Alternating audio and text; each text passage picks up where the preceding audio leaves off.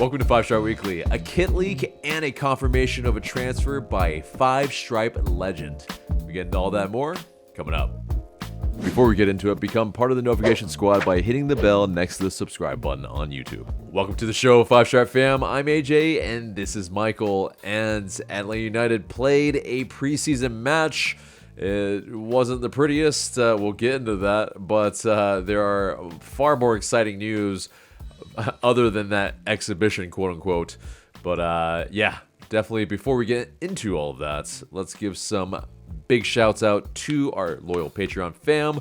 And yes, most specifically, Gavin, Jordan, Niall, Andrew, Chris, Nick, and Jeff. Thank you all so much. But yes, so first off is the Chattanooga FC preseason match where, yep, we crapped the bed there. And it wasn't exactly, I would say, prime entertainment either. I made the trip. It was a dandy trip. But as far as the actual, the football, yeah, if we can call it that, not good. Not good. It was a little listless. The 11 looked like this in terms of the first 45. I thought they were going to maybe do a little like 30 minute, all that. But no, it seemed like we were going to just roll out and try to get as much match fitness for each of these players. But Braguzan, in between the sticks, Muyamba, Tiare, Brennan, Cobb, Click, Abram, Shawnee Silva, Edwards, Chonky, and Moranchuk. So Edwards and Chonky were the fullbacks. Seems like, yeah, there will be kind of a mixture of those players, maybe giving some of the homegrowns a chance as well. But yeah, so yeah, you know, not the most exciting 11 either. You know, definitely some aspects of it that, yeah, just were a little bit maybe too backwards, maybe a little too non-aggressive. But yeah, were you watching the match? Did you grace your eyes with you know, this madness? Yes, I did. It didn't really you know, slake my thirst for watching Atlanta United. A lot of times preseason games don't do that. It was I mean, you know, we have to put out the disclaimer before we talk about it that, you know, the results of this type of game don't really mean anything. So let's not get all, you know, bent out of shape about it. Yeah. So with that being said, you know, I don't think we're very good. It's our curse of losing to lower league teams continues. It seems to be something that we have trouble with for whatever reason. I mean, there are decent reasons actually for that. Like, you know, they're playing for contracts and positions to, you know, in their team. Whereas like our guys are pretty much settled. We don't really have much to fight for. We're just there to build fitness and to get some chemistry. We're not there to light it up or anything like that. However, you know, you go to a game, you sell tickets for it. You know, you guys expect to perform at least a little bit. And they did in the first 45 for the most part. You know, the coach, the players all seem to kind of say with their, you know, their comments on the match that, you know, the first 45 was like pretty good. The first rotation of players pretty good. And they went on to also say the second was one of them. I think Sleece even said it was even better in the second half, but obviously we ended up losing and conceding 2 goals like kind of in short order, which Doug had brought up in the you know, the press conference, or, you know, talking about how this seems to be a problem of last season. Is it continuing into this season where our teams kind of shuts off whenever we got punched in the face? So he said Ronnie Dial said he's not really concerned about it, and he's just kind of looking forward, and that this was like, you know, gives us a lot of data to look at and things to analyze, and he's not concerned at all about really what the results are, which, you know, nor should he be, nor should we be. But yeah, it wasn't exactly entertaining, but the best thing I think to come of it, like, well, I guess there's 2 things, but the one is there's no injuries, so that's always great. Second thing, which I think is the most important, is Ronnie said one of the best quotes I've heard from one of our coaches in a long time. There was a lot of back passing, and it was boring. Yep, exactly, and that's really the crux of it. I think is, he's identifying that as a problem early, and hopefully he can nip it in the bud as soon as possible. Because, not exactly something that we really wanted to see. We did get a goal from our super draftee, but otherwise, yes, conceding those 2 goals. Slightly embarrassing, but really, I think the Chattanooga fans as well, they weren't really hostile. It was very much like, oh, wow, we did that. And then, there wasn't really much fanfare after that. It was inside the stadium. It was just like, okay, well, yeah, the game's over. It's a preseason match for sure. It felt like that. I don't think Chattanooga fans blew it out of proportion either. They were just like, yeah, we beat an MLS side, and well, I think it was this also, going into the stadium, it was pretty cold. It was a cold one where the opposite side, which I get, not the entrance, but completely blanketed in sun, but nobody was sitting on the other side. So we were all in the shade and, kind of miserable watching this not exciting match. But otherwise, though, I think having more matches there in preseason, as long as, I think one of my issues is this. I would rather have the players in the squad where they can actually get the match fitness that they need. The players that are starters, maybe having a later preseason or something, because this exhibition is not something that I think people should be paying for. Like, that's you're stealing people's money at this point, and it's something that I feel like is just a little bit rude. But anyway, yep. So moving on from that, there is a new preseason match on February 5th that has been scheduled against Orlando City. We'll see when that is actually going to happen. But so they haven't announced some of these actual times for these games, so I imagine it's gonna be sometime at the nighttime or something, but who knows?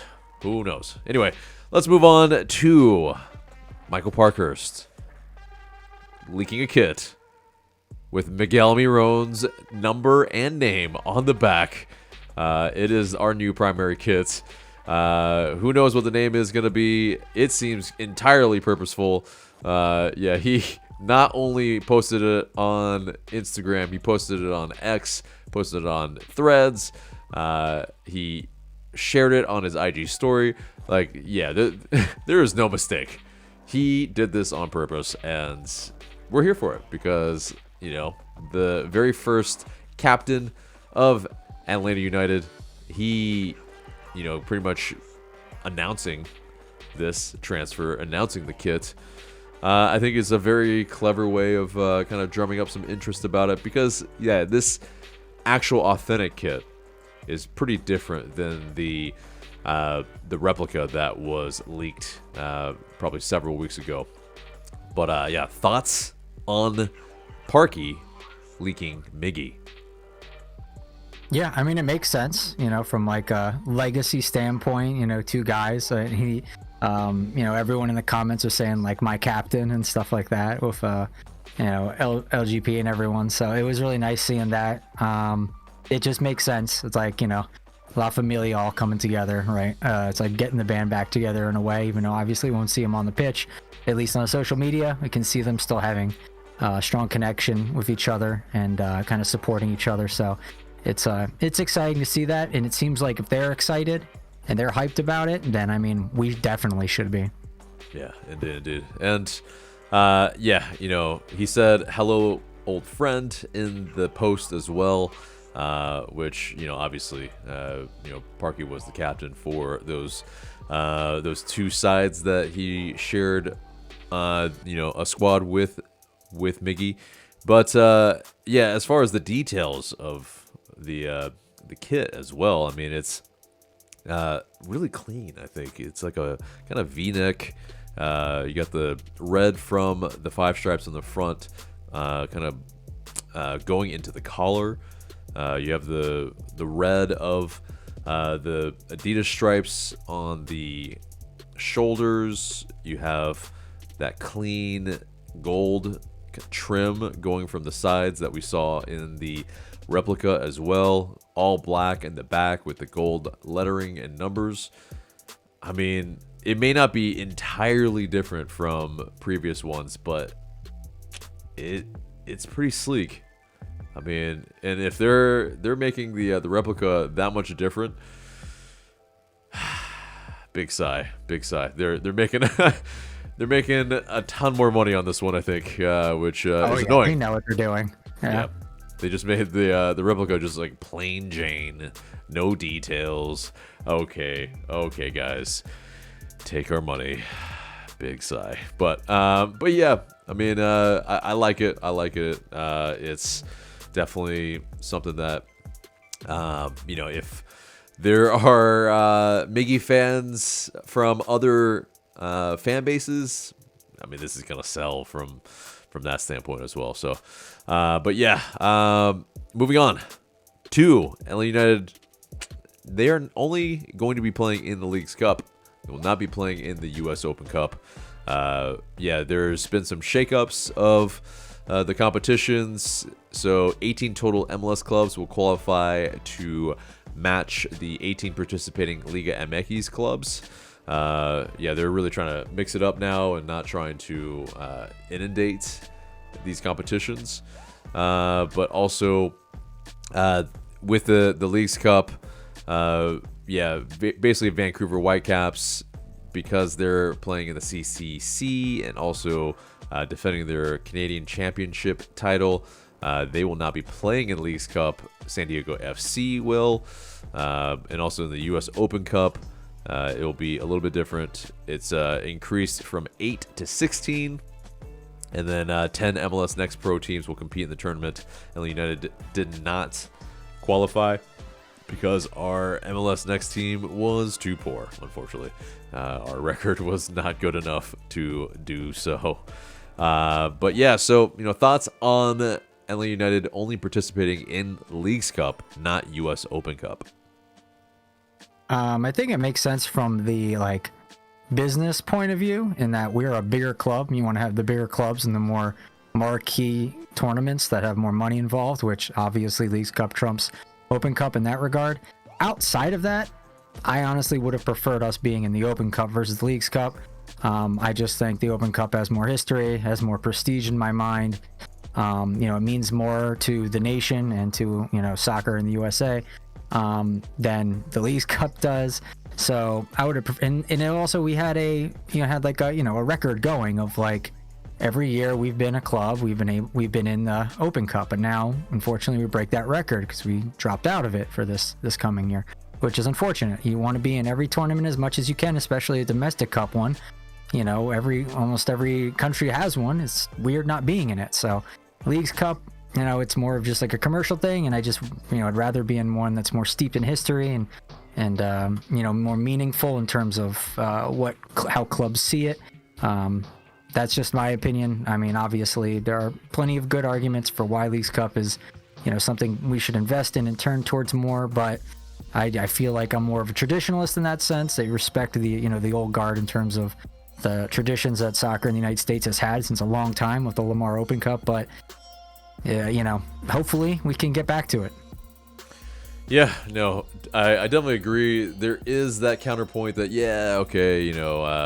the games that are inevitably played at, KSU, it's not exactly filled out. And oftentimes they are on a Wednesday or Tuesday night, and it's tough. It's tough for a lot of fans to want to go to these games where, you're playing the likes of,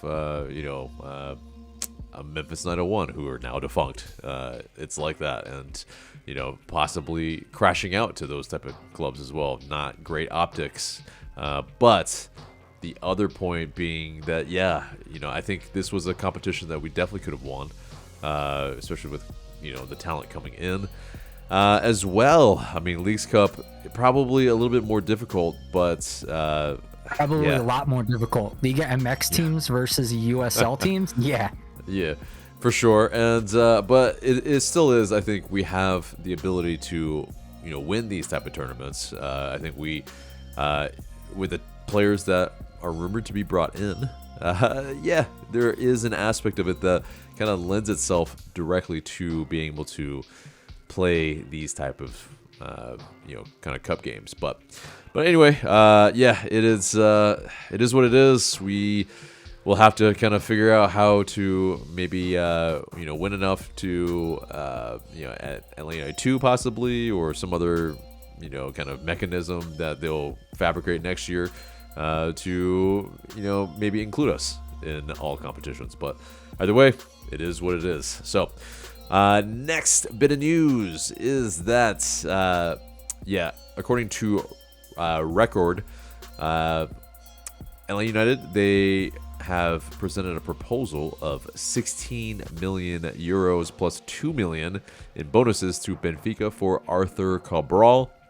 Tom Boger also confirmed that it would be around 18 million, and talks are ongoing. Cabral, he's 26. He's got 17 goals, 4 assists in 2,700 minutes with Benfica, and a deal for Emmanuel Latte isn't dead, says Tom Boger, but Atlanta United need to work on other targets. Can't wait forever. So yeah, Cabral. We've kind of talked about him previously a little bit, but Benfica's striker. He's Brazilian. He's got that little bit of Brazilian flair a bit with his dribbling, with him trying to take on players. But he's definitely more of that target forward. You can find him, probably more aerially, but yeah, is still pretty clinical with his feet as well. But I think it ultimately still is, the reactions underneath the posts still are very telling. The Benfica fans aren't exactly enamored with him. I think it maybe has something to do with his transfer fee that he came there for, but either way, he still is a talent. He is playing in the Champions League.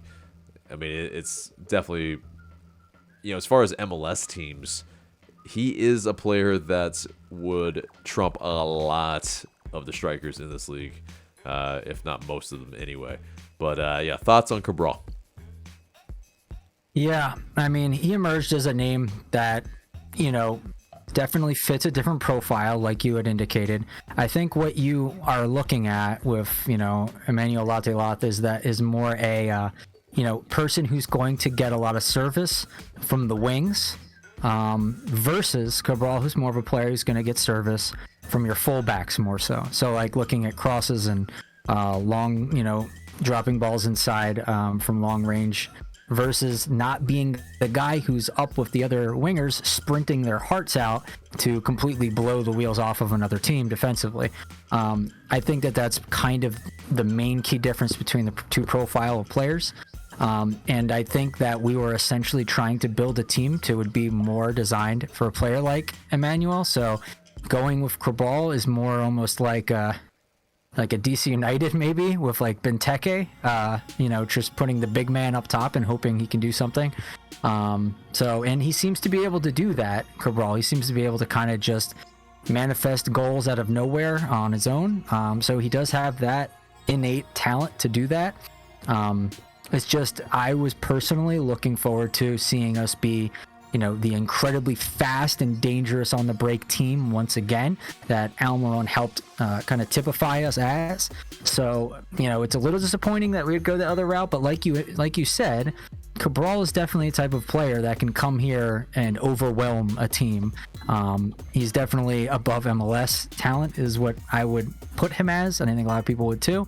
And so I think going either way could still be beneficial for us. I just was preferring to see Atlanta United be faster than more of a set up and try and break down the other team type of attack. Right. But, there is an aspect of it that might work in our favor, as we might be facing a lot of low blocks, especially if we are able to play the way that we want to play. Especially if you have a, click as well in midfield, you'll basically be able to pretty much, just have teams kind of forcibly sit back, and you'll basically have to break down low blocks. And so it possibly is maybe a decent thing to be able to have that type of player that's okay. Yeah, you just need to give him a chance aerially, and we do have those type of players that do like to pump the ball into the box. So it's not the worst thing. It's definitely having a DP striker is better than not having a DP striker. So, we'll take that. But at the very least, moving on to Latte Lath. Well, first off, he was subbed off due to an injury this past weekend, or the other weekend. Not great news, obviously, but it wasn't deemed too serious, it seems. But Tom Boger, he did mention that earlier that week that a potential league record deal to sign Latte Lath for $22 million was agreed in principle, but all three parties are still at a standstill over final details, and thus the Cabral bid. But as well, there is this aspect of basically his agent, Matias Veneroso, basically MP Management. They are kind of well known, at least according to Burrow and that on X, that they are high drama, cheap tricks, very sneaky with their tactics to get more interest and the best deal for their client. And so, Burrow kind of maybe sitting still a little bit, kind of waiting out the final week of the market. It's got us sweating a little bit. And at the very least, Latte Lath, it seems like there is a keenness to maybe come here, but there is also some whispers that, maybe, at least also for Cabral and Latte Lath, that they're too good for MLS. But, we'll see, obviously, if that is just some of that conjecture from social media, or if that's actually the case. But with Latte Lath, obviously, you just mentioned, I think for me as well, the aspect of how we can play swashbuckling football is just so tantalizing. And I think if we can get Latte Lath instead, it's pretty much 4 million difference, but it could be a pretty stark difference in the way we play, in the way we press. Pretty much, it could transform our team into something that is really, really dangerous across the league. Nobody's really gonna want to face our attack. But thoughts on what was all said above? I think talking about the details first, I wonder if it has something to do with like agreeing upon the incentives. If he wins a MLS Cup or Golden Boot or MVP or things like that, if he hits some of these incentive KPIs, you get more money to borrow or something like that. I don't know if that's what's going on, but it's hard for me to imagine what details would be holding up a deal like that, considering I'm sure Atlanta can just probably throw money at the problem just to get it done. But I don't know why Burrow will be holding that up. Like some people have speculated it's waiting for a call from EPL teams, but like Tom Bogert said, that's not necessarily the case. It seems to be more like it's just specifically the details, and if they're confident in saying that, then it sounds like to me that they probably know what those details are specifically then, and they just are not saying, obviously for privacy reasons. So it might be incentives, it might be something else that's holding this up, but it's strange, unfortunately, to have it been such a kind of a turbulent saga, and I'm going to be happy when it's over, because it's been a frustrating, silly season when it comes to the striker ordeal. And what else did you talk about that you wanted me to comment on? Yeah, well, I mean, to comment on that, in terms of the Yeah, go ahead. contract stuff, I think there is an aspect. A lot of times, when you have an agent that is pretty well known for shenanigans, well, it's also getting their fee and making sure that's they're taken care of, and that their stipulations are also something that can be agreed upon. Which, who knows, they might be bringing up some stuff that it's like, we're just like, what? Like it's unknown. We don't know, but it very well could be an aspect of it, because in any transfer, there's always three parties that are involved in it, and everyone's going to be making sure that they're taken care of. And I mean, in good faith, that should happen, I guess, to a degree, but it can be, agents kind of get the shit stick a little bit sometimes, but it also is, they're negotiating, for those things. I think they're trying to get their clients, the best scenario. And so in one way, I get it, but in another way, it's like, from an Atlanta United standpoint, it could be that's one of the facets that is holding it up. And maybe they're saying, okay, well, Atlanta United's not going to pay us as much from an agent fee standpoint. We need to go to a Premier League side in order to get more. So it very well could be that. We don't know. But if we're going to speculate super hard, I think that's kind of maybe where that's going. But as far as maybe the other details, I mean, in terms of the type of player, I think you had mentioned it already. That's he's probably the preference. I think for me as well. But like I mentioned, we need a DP tracker. Absolutely. It kind of reminds me a little bit of Yorgos Yakimakis, just like the tall hold-up target striker, the guy who can just get the ball and make something happen, even though if he's covered by two guys or something like that. Like, he's just kind of fine. He just can find a way. And so I think that could be, like, he was brought in essentially to be the guy who can take a sledgehammer to low blocks, and because we've struggled with that in the past. So if that's similarly what we do with Cabral, if we go that direction, then I mean, like you said, it's probably not going to be, it would be beneficial to have a player like that if we're encountering a lot of low blocks, which we typically do, especially when we're at home and we want to light it up at home. So Cabral could be that solution. I'm just worried that with Gigi, sometimes he would get frustrated because even though he was there to break the low blocks, he wasn't able to every time. When he did, it was great, and he was effective at it for one season, really. But outside of that, he struggled, and I just don't want to see that again for Cabral. That's why I really wanted to see, the more like 2018, like 17-18, speed and attack and the swashbuckling that we did back then, and try that style instead of just kind of pinning an opponent and then working the ball around enough to eventually find an opening and to eventually score a goal, because in MLS at least that seems to be the harder route to take. I'd rather do the swashbuckling. So but then again, it's like, you live by the sword, die by the sword. You can get scored on a lot as well that way, but you know what, Ronnie Dyla kind of has a reputation of that happening to his teams. I bring it on as long as we win, right? 4-3 scoreline. I'm okay with that. Yeah, indeed. I mean, as long as we can consistently score more than 2 goals, I think, it's one of those, okay, game on. But, I think there's aspects of it that, will need to be sorted out for sure in order to play that way. But, okay, let's move on. Fabrizio Romano gave the here we go for Miguel Almiron. And yes, he will leave Newcastle. Obviously, with the kit as well on the back. It's confirmed. The verbal agreement sealed between all parties.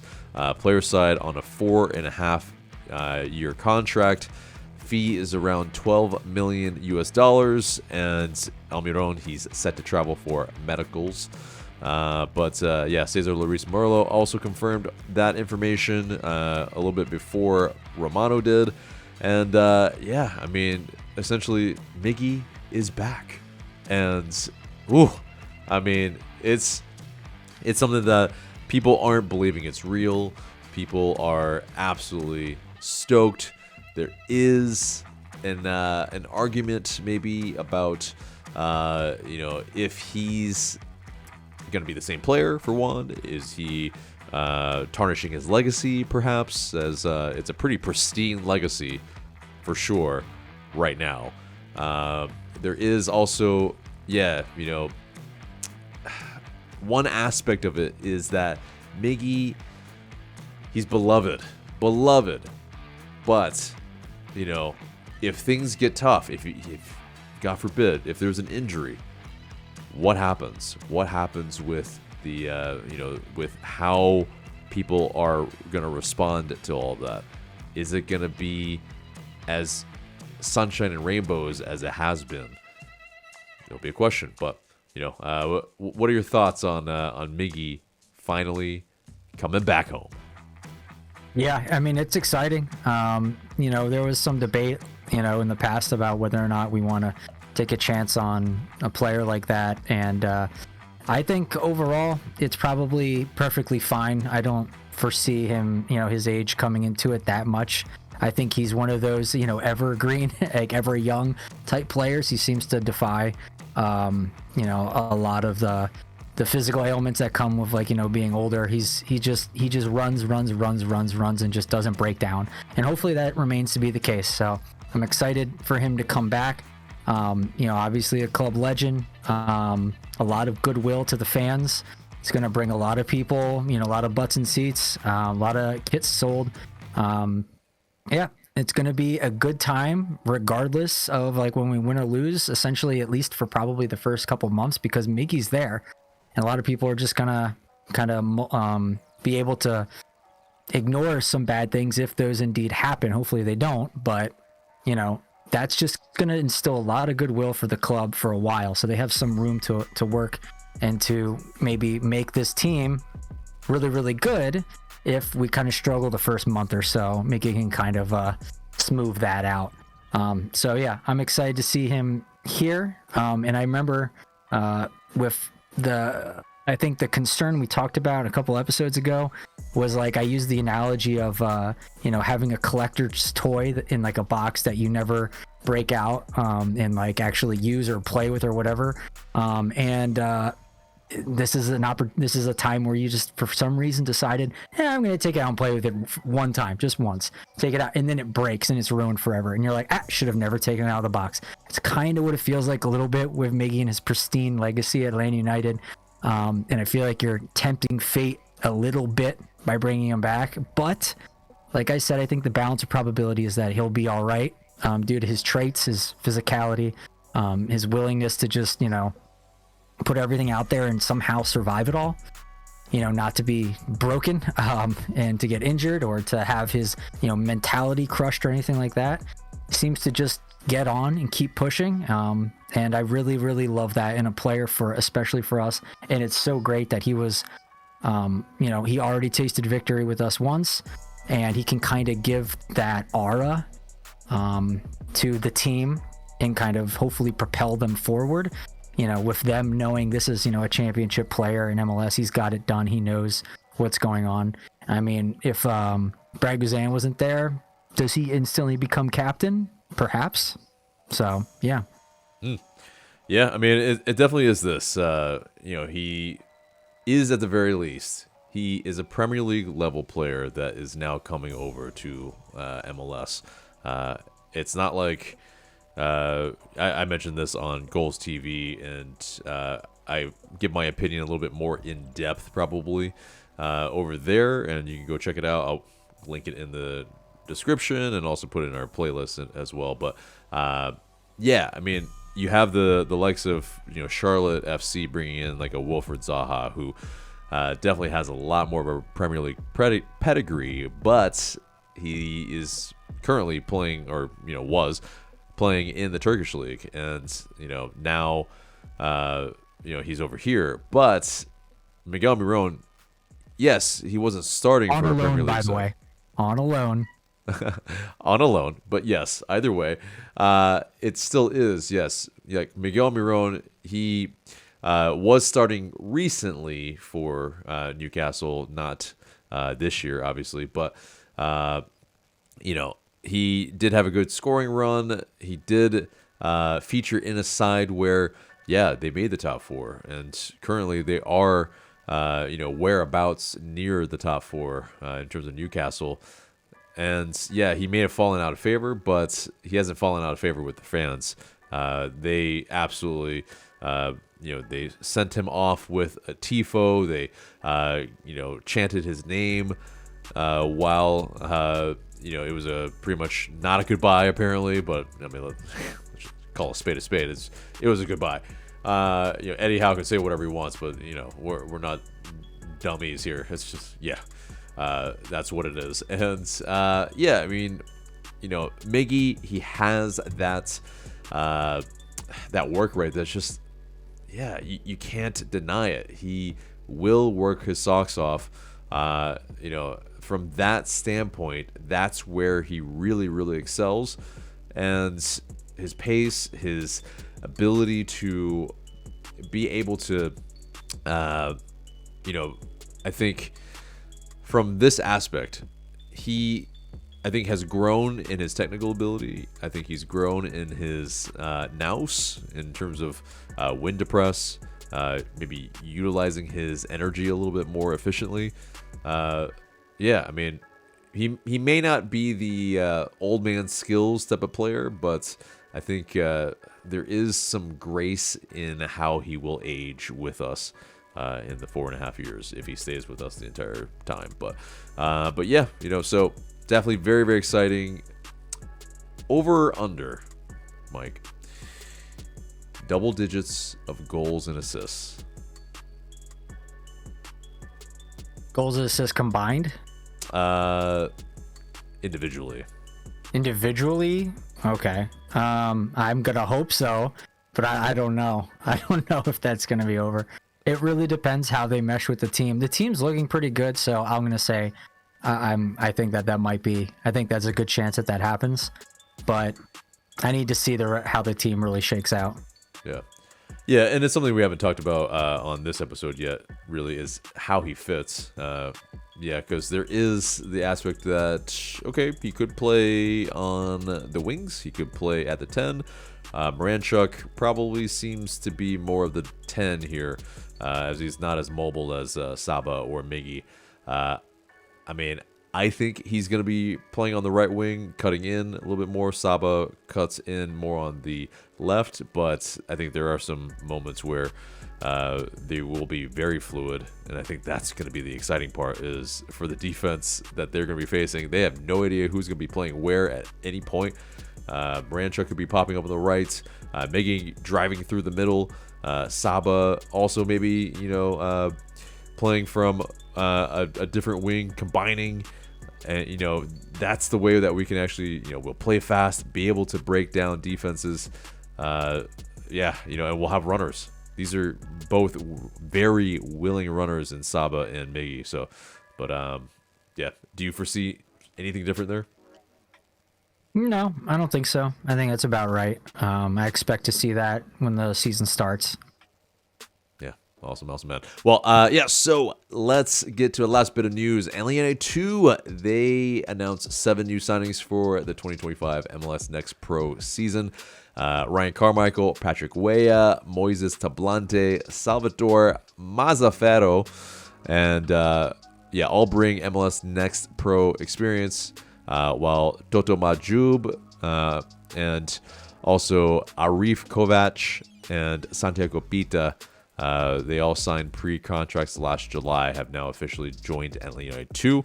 So hopefully, one of those guys, hopefully multiple of those guys can, really ball out. Maybe make it onto the first team squad at some point to help us out. But we shall see. So that does it for the news. That gets us to the mailbag, and you guys send in these questions through IG Story and Discord.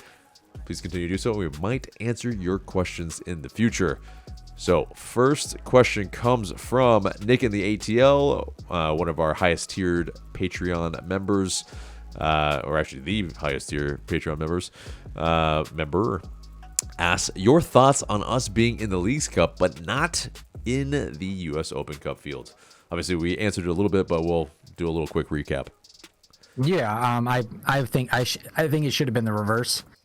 All the reasons that we gave, more tradition, more legacy, and in my estimation, it's more prestigious to be in the Open Cup than the Leagues Cup. The Leagues Cup just seems more commercial, artificial, kind of just created just to get more money. It doesn't have like the history behind it that I think the US Open Cup does. I mean, obviously it doesn't.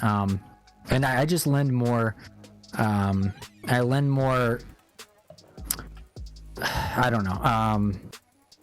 I give it more credence. I don't know the word for it. I give it more account. No, I don't know what the word is, but it has more something, je ne sais quoi, than the Leagues Cup.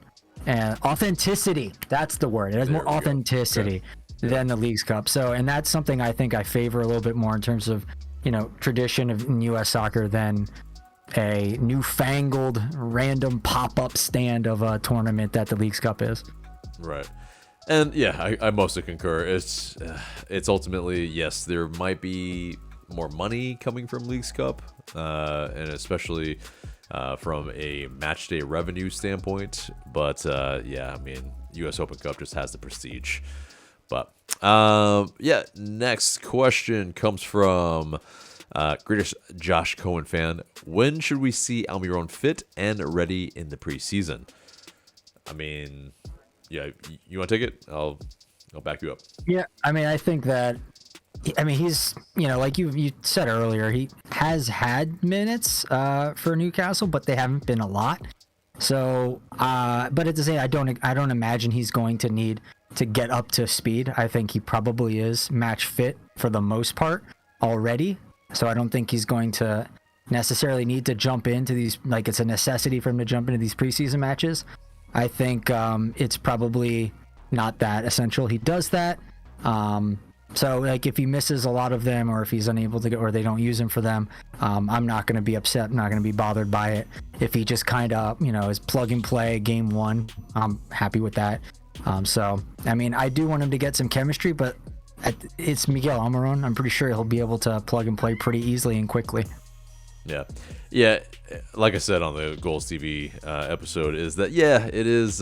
He's gotten some minutes. He's been training all year, so yeah, he probably doesn't need a break before he comes and joins us. Although, yeah, it maybe is a blessing in disguise that he wasn't really playing all that much, because he will have a full season ahead of him, and that aspect I think will have saved his legs a little bit. So I imagine probably a couple weeks before he sees maybe a start, and definitely not a full 90. But yeah, next question comes from let's see, Tortured Penix fan. I gotta say that very, very carefully. Thoughts on us completely changing our formation, as the depth we have doesn't seem to fully fit the players we have. I think it's probably going to be the 4-2-3-1. Schleich kind of indicated as much in his press conference today when he said, Ronnie's looking at having the two midfielder pivot. Seems like that's going to be the case. That fits with that model. So I'm expecting that to be the case. That's what he's known to play as well. I know Tortured really wants to see, something like Moranchuk being on the wing and Almiron being in the center. But I don't know if we'll see that kind of switch up. But I think we'll see that type of formation that I was talking about. Yeah. Well, I mean, I think this next question, and then I'll answer both. Essentially, we'll be able to help this. But Zilf asks, thoughts on Moranchuk playing closer to midfield and defense instead of the attacking third. So, yeah, just kind of exactly going along with that a little bit, maybe, is that, okay, maybe he plays deeper as one of those, central midfielders is interesting. I think that happens if we're chasing a game, if we're trying to go a little bit more all out in attack. Possibly Miranchuk plays instead of maybe a click, and maybe we have another winger. Maybe Miggy joins him in the midfield, and we're trying to chase a goal, or maybe tie it up or something. So I think it's a break in case of emergency type of situation, but I think Miranchuk is going to be that 10, and Miggy might be probably the best understudy in the league for that position. But I think we'll definitely need to rely on our depth there to answer Tortured's question. Is that I don't know if we're going to change formation. We might if we are again chasing a game, and maybe we throw a lot of men forward. Maybe it's a 3-man back line instead. So that could happen if we're trying to kind of get back into a game. But next question comes from ATL UTD VIP's favorite scran at the Benz. Seeing as Mike doesn't go to a ton of games, I'll answer this one mostly, unless you have some ones that you remember. But I definitely love I can't remember the name of it, but there's a Philly cheesesteak spot that's a little further away from me, but when I can get to it, I definitely enjoy that. I'm a big popcorn fan, so I'm always, like, every single match I'm getting popcorn. It's just, if I smell it, like, it's like, when it's at Target, and they're pumping it into the vents and stuff, and I'm just like, man, I've gone to Target and I've gotten popcorn. It's it's like that sometimes. Anyway, but there's that. There is the Molly B's lobster roll. That's incredible. I don't get that too often, but those are all very, very good. You have anything that you remember as your favorite scran? I've been to Hot Press Express one time, and I need to go back to it, but it was very good. And also, the Molly B lobster, I've had that once too. It is a little pricey, but it is also very good. And then, usually what I get is just 2 to 3 beers, not so much food. So, yeah. It's whenever he can break away from his family. Yes, he's definitely having a brew or two. But okay. Let's get into the IG story questions, and there are a ton. I'm gonna try to sift through these, but let's see. KCT Photography says or asks, will this be Brad's final year between the sticks? If so, who will be next in line? That's a tough question now. I don't know. It could be if things take a turn for the worst. Like if he can't kind of keep up that form he had last season that we saw, which was really impeccable. There might be more conversations about that. But I mean, if he puts up another season like he did last, and he doesn't seem to slow down that much, and the fact that we don't have like adequate backup and goalkeeper right now, it could very well mean at least another season with Brad as the starter, which is not something I thought I'd be saying, last year before the start of last season. So, it's interesting what's going on with Brad, and honestly, I hope that he can stay around as long as he can, as long as he keeps putting up those numbers. Yeah, agreed. I mean, it's he's defying age, but if he doesn't, I mean, Josh Cohen is signed to kind of longer term contract. He is probably the understudy. He's probably the heir apparent, but I think we have questions about him and his ability on the ball. But I think we'll cross that bridge when it comes, because it's like, Brad Guzan definitely he's the number one this year, and Josh Cohen would have to do a lot in order to usurp him. But And he's already done a negative amount in the preseason. Yeah, unfortunately, yes. So let's see. Next question comes from Patty Ice _14. Which ATL player has the highest ceiling for growth this season? The highest ceiling for growth, probably the guys who just got like the homegrown signings, most likely, because they're so young. It'd probably be my guess, just to answer bluntly. But I think like perhaps he's asking more about our top premium players. Like which one are we going to see have like maybe a breakout season?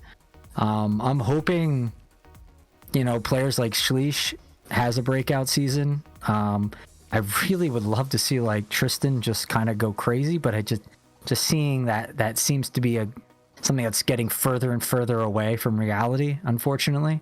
So yeah, I'd really like to see Schleich have a really good one. There's probably some other good shouts out too, but highest ceiling, like relative to where the other players are right now, who a lot of them have, the good players on our team have pretty much gotten to their ceiling or now, or at least close to it. So probably a homegrown player has the most potential to go to their ceiling. Yeah. And I think specifically probably Anthony Edwards, probably Noah Cobb, possibly Efrain Morales. Cobb has definitely in this preseason match too. I mean, he continues to impress. He I think is a legitimate contender for being minimum MLS starter material soon. Yeah, because he's good on the ball. He's reading the game very well now. Every minute he's on the pitch, he's learning something, and I think you can see that. And so if there are injuries to Gregerson, he's not a bad one at all to be able to. Yeah, it's interesting because typically you'd feel really nervous if one of your starting CBs goes out, because a lot of times in MLS that means you're really going down the pecking order. But like with Cobb, absolutely not the case. I feel pretty confident if he has to come in. Right. As long as he's not paired maybe with a Luis Abram, where basically then you have two players that aren't gonna win too many aerial battles. But if you have true. Williams next to him, I feel so much better, because you have that kind of yin and yang. You have basically the guy who's maybe a little bit more aggressive, and then you have the other guy who maybe is a little bit more good on the ball and can calm things down, that type of thing. But and you can pick whoever that fits into whichever yin and yang mold there, but it doesn't usually matter who is that. Just you have to have that balance. You can't have two very aggressive center backs if you're going to play in a two center back pair. But let's see. Very interesting question. See if I can read this name here. We got Tristan. Let's see. What is it? Tristan Luke Aubert, I think. Yeah. Would you rather have Almada now or Almiron now? Woo. I think I'd rather have Almiron just because. I mean, like, both are excellent players right now, and can help your team extremely right now. However, I think Almiron just does so much for the club in terms of goodwill that that Almada has just, like, of course people will, remember him as an excellent player, but I don't know if he's so much a club legend, whereas Almiron just is. So I feel like that is going to inject far more just fan, ferocity and like I keep saying, goodwill, because that's what it is. That's his like massive commodity that he's bringing with him right now, that the front office is very much banking on. So yeah, I think that's probably Almiron is my pick. Yeah, it's a very good question. Almada obviously is playing with Olympique Lyon now. He just won the Libertadores with Botafogo, and I mean, yeah, both of these guys are winners. Both of these guys are ultra talents as far as from South America is concerned. Yeah, I mean, I think the nostalgia aspect, the just how many sheer fans are going to probably return to the stadium just to see our smiling assassin again. It's hard to debate that, especially when he's won trophies for us, or a trophy for us as an Atlanta United player. Miguel Almiron, I think, edges it out, but I mean, Almada on this team without Moranchuk, obviously, that's the difficulty, I think, because Moranchuk is in this team, and so you can't really have Almada on this team. Almiron fits in this team. I think that's the difference, But okay, last question. There's a lot of good ones, and yeah, we don't have time to hit all of them. But yeah, thank you guys so much for sending all these in. But let's see. KCT Photography asks, what can fans expect from the new head coach in terms of tactics and style of play for the team? Yeah, I'll just hit for some highlights that he talked about, and then he's kind of known for. The 4-2-3-1 formation is what he's kind of known to play, and he talks a lot about being on the front foot, attacking style. Was interesting, like we talked about earlier in the episode, he commented on the team being boring when they passed backwards and were more passive. So that kind of indicates more of his intention to push the team further up the field, attack more. More action in the final third. Sleesh talked about we're going to have more possession this year and pin teams into their defensive end a lot. So, that seems to be. Oh, also, I've talked with a lot of, New York City FC fans, and they said you can expect a lot of crosses from, wingers bombing down the sides and from fullbacks as well. So I expect that as well.